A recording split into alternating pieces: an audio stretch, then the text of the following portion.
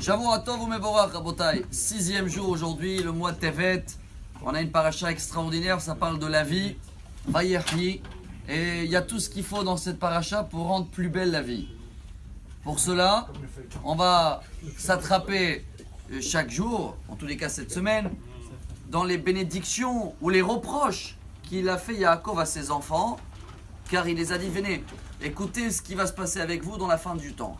C'est vrai que Rashi sur place, il explique qu'il voulait raconter, mais il n'a pas pu raconter ce qui va se passer.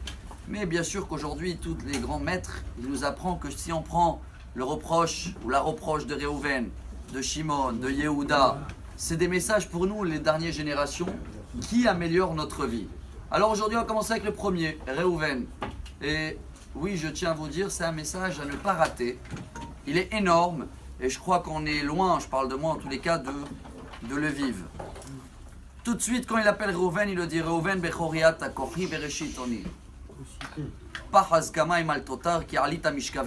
Je ne sais pas traduire tout en français, ça vous le savez, mon français n'est pas terrible, mais ça veut dire une reproche, Réhouven, tu as tout perdu, tout.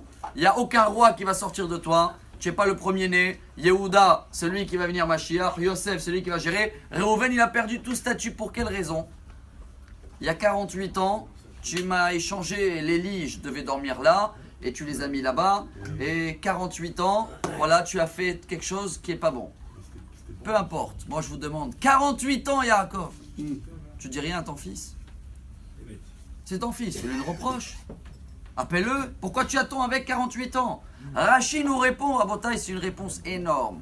Rashi dit non, Yaakov il avait peur que s'il va le reprocher, il va y aller chez Esav, chez son frère, il quitte la maison. Chez Esav, Réhouven, on parle du premier-né du peuple juif. Alors c'est vrai que Yaakov a pris exemple d'Abraham. Abraham a fait une reproche à son neveu à Lot, et hop, il est parti à Sodome, et après, catastrophe. Vous savez qu'est-ce qu'on apprend de là? Deux choses. C'est un message absolument, je ne vais pas dire que partager, ça c'est une mitzvah en plus, mais appliquer. Un, avec une reproche pour quelqu'un, attends 48 ans, même si c'est ton fils. C'est une mitzvah de la Torah, on parle. Même si tu veux reprocher quelqu'un, regarde bien que tu es nickel et patiente un petit peu parce que peut-être le résultat, il ne sera pas très bon. Vous demandez pourquoi il ne sera pas très bon. Et là, c'est la deuxième façade de voir les choses. Il y a une histoire, on termine avec, on va glisser sur 3 minutes et quelques. Chafetz Chaim, une fois était dans le train, quelqu'un il est venu le voir de loin. Il ne savait pas que c'était lui. Il a dit bonjour, je viens voir le grand maître d'Israël, Chafetz Chaim.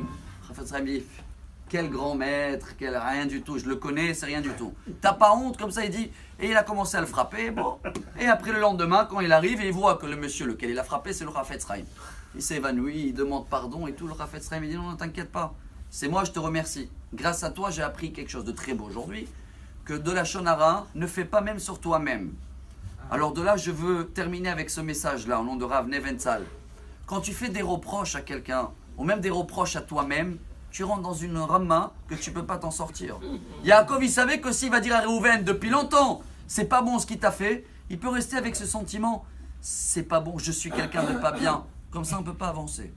Tu peux et tu dois tous les jours de dire j'ai mal fait, je dois réparer. Mais pas que je suis quelqu'un de pas bien, tu es quelqu'un de très bien. C'est comme ça que tu avances. Donc les reproches creusent et font un trou que ça va être dur à ressortir. Que chacun de nous apprend ce message de Réhouven, le partage. Demain, on va continuer avec Shimon. Et vous allez voir que vraiment, ça va rendre plus belle la vie. Shavua Tov.